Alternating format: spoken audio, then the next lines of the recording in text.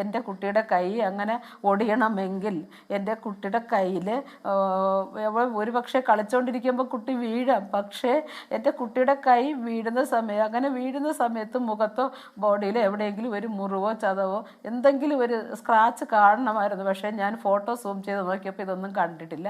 അപ്പോൾ ഇവ ഇങ്ങനെ ചെയ്തത് എനിക്ക് ഒരു ദുരൂഹത കാണുന്നുണ്ട് എന്ന് ഞാൻ DYSP സാറിനോട് പറഞ്ഞു. അപ്പോൾ സാറ് പറഞ്ഞു, എന്നായാലും അങ്ങനെ ഒരു ദുരൂഹത നിങ്ങൾക്ക് ഉണ്ട്, നിങ്ങളെ മനസ്സിൽ തോന്നുന്നു പറയുന്നു എങ്കിൽ കുട്ടിയുടെ അമ്മയുടെ കൂടെയാണ് കുട്ടി നിൽക്കുന്നത് എന്ന് പറഞ്ഞു. ഞാൻ പറഞ്ഞു, ഓക്കെ സാർ, അവർക്ക് നോക്കാൻ ബുദ്ധിമുട്ടുണ്ടെങ്കിൽ കുട്ടിയെ എന്നെ തിരിച്ചേൽപ്പിക്കും, ഞാൻ എൻ്റെ കുട്ടിയുടെ പൂർണ്ണ സംരക്ഷണയാക്കാന്ന് പറഞ്ഞു. പക്ഷെ അപ്പോഴത്തന്നെ അവിടെ നിന്ന് പോലീസുകാരൻ 2 വർഷം മുമ്പ് അഖില 3 മാസം ഗർഭിണിയായിരുന്നപ്പോൾ അവരുടെ ആദ്യ ഭർത്താവ് സകിൽ ആത്മഹത്യ ചെയ്യുകയായിരുന്നു അല്ലേ? തുടർന്ന് അഖില ഈ ഡ്രൈവറായ അഷ്കറിനൊപ്പം കൂടെ താമസം തുടങ്ങി, പിന്നെ കുഞ്ഞിനെയും കൂട്ടി. അപ്പോൾ പോലീസ് സ്റ്റേഷനിൽ വെച്ചാണ് കുഞ്ഞിനെ ഇവർ ഏറ്റുവാങ്ങുന്നത്. കുഞ്ഞിനെ ഇവർ സന്തോഷത്തോടു കൂടി ഏറ്റുവാങ്ങുമായിരുന്നോ?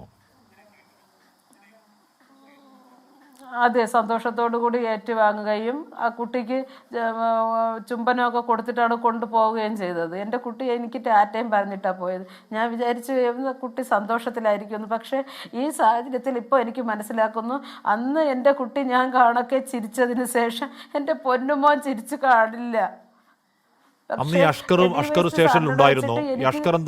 തരാൻ വേണ്ടിയിട്ട് അഷ്കർ ഞങ്ങൾ വിളിച്ച സമയത്തൊന്നും തന്നെ സ്റ്റേഷനിൽ ഹാജരായിട്ടുണ്ടായിരുന്നില്ല. കുട്ടിയെ വാങ്ങുന്നതിൻ്റെ അന്ന് അവൻ വന്നിട്ട് അവൻ ഓഡിറ്റോറിയത്തിൻ്റെ അങ്ങ് വണ്ടി പാർക്ക് ചെയ്ത് ഒളിച്ച് നിൽക്കുകയാണ് ചെയ്തത്. പക്ഷേ ഈ അനു എന്ന് പറഞ്ഞ വ്യക്തിയും ഈ അഖിലയും കൂടി വന്നിട്ട് കുഞ്ഞിനെ എൻ്റെ അമ്മയുടെയും കയ്യിൽ നിന്ന് കുഞ്ഞിനെ വാങ്ങിച്ചോണ്ട് പോകുന്നത്. ആ DYSP സാറിൻ്റെ അവിടെ പോയി എനിക്ക് കുഞ്ഞിനെ തരാൻ പറഞ്ഞപ്പോൾ ഇവൾ തരില്ല എന്ന് വ്യക്തമായിട്ട് പറഞ്ഞു.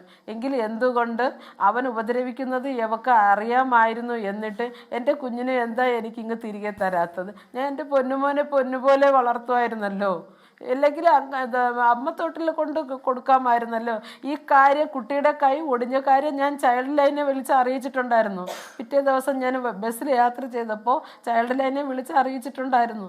അപ്പോൾ അവർ പറഞ്ഞത്, നിങ്ങൾ സ്റ്റേഷനിൽ കംപ്ലൈൻറ്റ് കൊടുത്തേക്കല്ലേ, അവിടെ എന്താണ് പറയുന്നത് കേട്ടിട്ട് നമുക്ക് ബാക്കിയുള്ളത് ചെയ്യാം എന്ന് പറഞ്ഞ് പിന്നെ എന്നെ ചൈൽഡ് ലൈനിൽ നിന്ന് വിളിക്കുകയോ സംസാരിക്കുകയോ ഒന്നും തന്നെ ചെയ്തിട്ടുണ്ടായിരുന്നില്ല.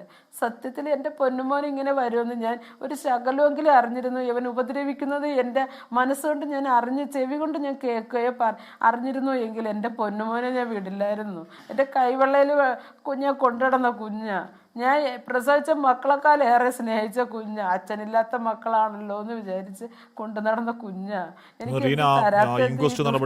ഇൻക്വസ്റ്റിന്റെ ഒരു ചിത്രം കാണിക്കാൻ പറ്റില്ല, പ്രേക്ഷകരെ കണ്ടുപോയി. കയ്യും കാലും പറയ്ക്കുക ഓർക്കുമ്പോൾ 1.5 വയസ്സുള്ള ആ ജനനേന്ദ്രിയത്തിലൊക്കെ എന്ത് മുറിവാണ്, എന്തൊക്കെയോ നീളമുള്ള സാധനം ഇട്ട് കുത്തിയുണ്ടാക്കിയ മുറിവാണ്. ഈ പറയുന്ന സൺഷെയ്ഡിൽ കൊണ്ട് നിർത്തിയെന്നാണ് പറയുന്നത്. വീടിൻ്റെ സൺഷെയ്ഡിൽ അവനെ നിർത്തിയിട്ട് ഇവൻ പോകുന്നു അഷ്കർ. അപ്പോൾ എന്ന് പറഞ്ഞാൽ ഈ താങ്കളുടെ മകൾ അമ്മയെന്ന് വിളിക്കുന്ന ആ സ്ത്രീ ജോലിക്ക് പോകുന്ന സമയത്ത് ഇവനെ ഏൽപ്പിച്ചിട്ടാണ് പോകുന്നത്. ഇവൻ ചെയ്യുന്ന പണി എന്താണ്? വീടിൻ്റെ സൺഷെയ്ഡിൽ നിർത്തിയിട്ട് വീട് പൂട്ടി പോവുക, എങ്ങനെയെങ്കിലും വീട് മരിക്കട്ടെ എന്നാണല്ലോ അവന് ചിന്ത.